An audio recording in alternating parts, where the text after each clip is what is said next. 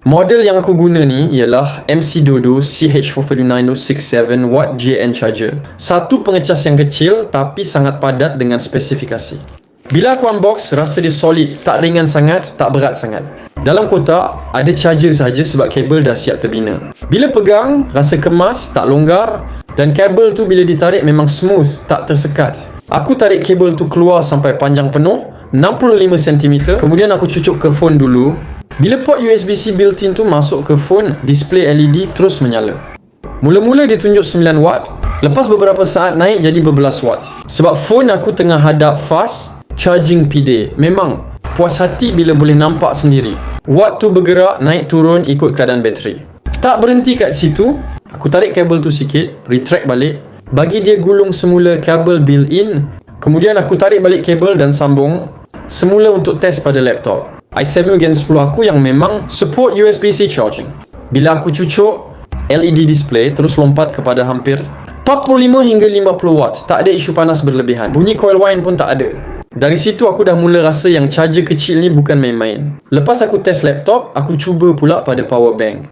Kabel aku tarik sampai hujung, plug in, dan paparan LED tunjuk 17 watt waktu mula. Lepas tu drop sikit ke 15 watt bila power bank dah stabil charging. Ini memang standard untuk pengecasan PD sebab setiap power bank ada hard watt sendiri. Tapi perasaan boleh tengok watt depan mata tu memang lain macam.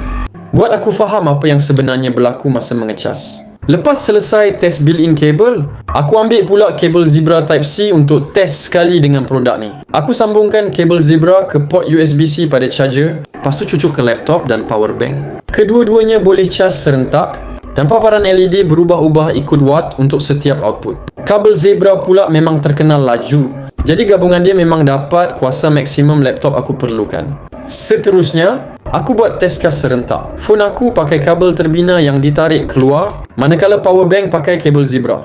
Dua-dua cas tanpa gangguan, LED display bergerak ikut beban. Tak ada isu drop watt yang pelik. Teknologi GAM, dia jelas membantu sebab charger ni tak rasa panas walaupun kedua-dua port aktif. Akhir sekali aku test port USB-A. Aku cucuk phone satu lagi dan power bank serentak.